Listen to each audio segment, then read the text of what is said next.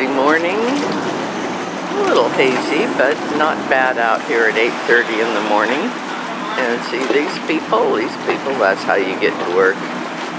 You stand up on the traghetto. We got tons of gondolas here to get people across the water. And of course, everything that gets moved around here gets moved by water. That's the Vaporetto. This is quite a fancy bridge. I do believe it's quite new. Look at the side of that building. Wow. There's another one.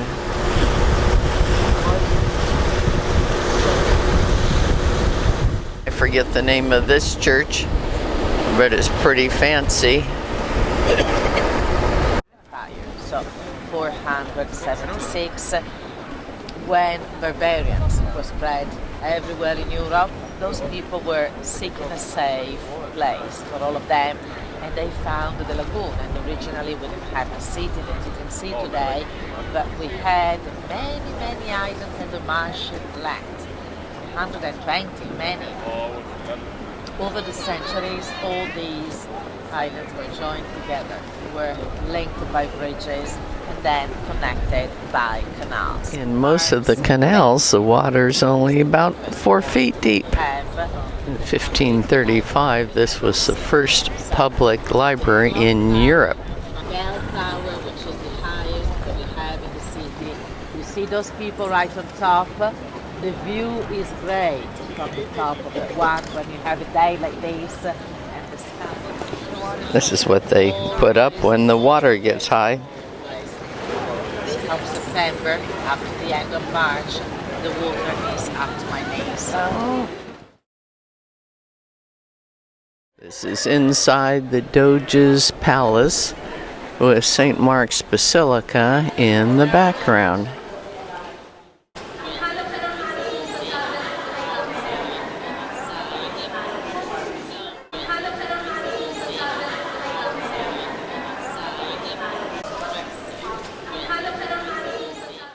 City in the 1600s. It is a very old one. And we have the city, but originally they belonged to the rich families that we had. They were very different. They had beautiful colors and many beautiful decorations that we don't have anymore. And now you see that all of them are black, because in the 1500s the Venetian state decided that in Venice, all the aristocratic families had to be equal. So gondolas had to be black for all of them, black still today.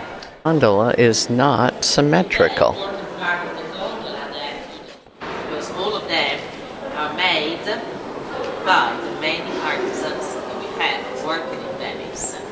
That's where the oar goes, the forelock. The cabin is removable, so it's a convertible. At this end is pure decoration, but this one is for the Doge. Urano, Torcello, then the Giudecca behind, which is a part of the city, and this one is the Grand Canal. So, if you don't see this part, it's not a real gondola. 280 pieces of wood to make one of these, and it takes a year to make one. The Doge and his family lived here. Also, it was the main government headquarters. The wealth of this powerful republic. So we go up. It's three-dimensional floor. You get a chance to see it. Oh, it's pretty cool. At the top, looking down. When you look down, you see the white marbles and many beautiful figures, flowers, and faces, you know. You can see many of them and all of them because the staircase was completely clean. Beautifully carved door. It's the original door. Originally was waiting for so many basically place where ambassadors, delegations used to wait before being received by the state, by the Doge family. 1574, bad fire. State called the most important masters, painters working in the city to redecorate the walls and the city. This was done by Titian when he was 20 years old. Kneeling for a lady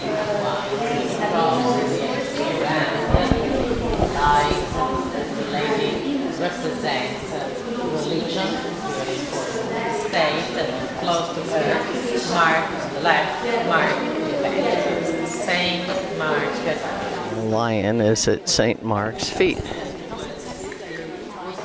This is where the Senate met. Many of them, and right at the end, you can see the central seat. It's gold. There's a gold leaf covering the hall. The Doge sat there. His 6 advisors, one each, sestiere, 6.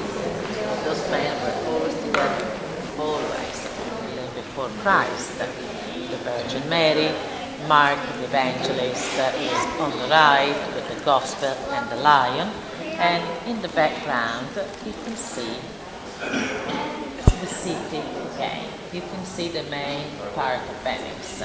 The most important part of the city still today, San Marco, with the little ones with the cabin that we don't have anymore. The city Doges are also seen kneeling, showing that they were subservient to the city. But they were elected here for life, and they couldn't leave Venice for the rest of their life. When the Doge died, they got together and elected another Doge. Could not be from the same family, but had to be from another rich local family. Napoleon came in 1797. He deposed the last Doge. 1866, Venice became a part of Italy as it is today. And so the last Doge was Ludovico when we had the fall of the Republic. No more. Original floor, original benches. This did not get destroyed in the fire.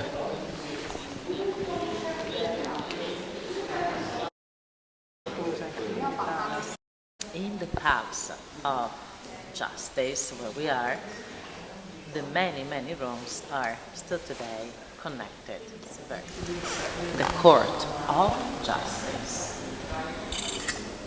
10 were the judges working in this place, plus Doge, and the 6. 17 scenes all around here in the stage, so in this room it was decided you had to live or die. Thrown in jail, beheaded according to crimes. Sentences were different for all of them.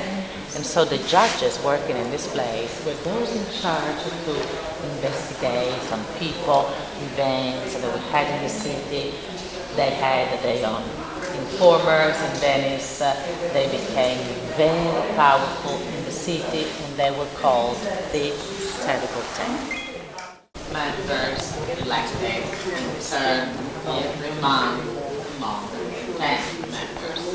So they were the clerks of the Court of Justice to supervise the conditions of prisoners living here in the house. Those in charge to interrogate people used to wait here before being received. Because right above this room, we used to have the torture chamber. Doge. Maybe we had in the Doge's house. It was not a safe, this one, but was a mailbox. Oh. A mailbox. Where you could rat on people.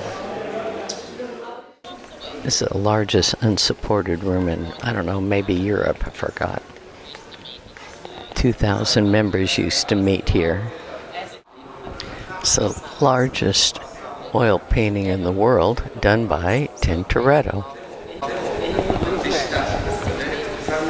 When he painted is 1588.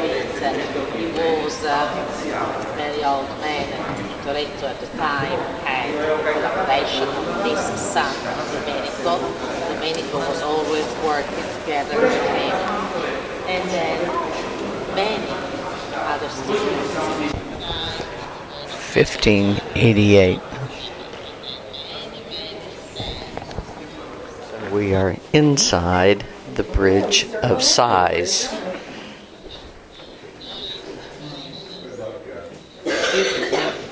Some more of the passageway into the prison. Oh yes, these are prison cells. Light through the windows, probably without glass, but got some air. Substantial doors. Through one of these cells.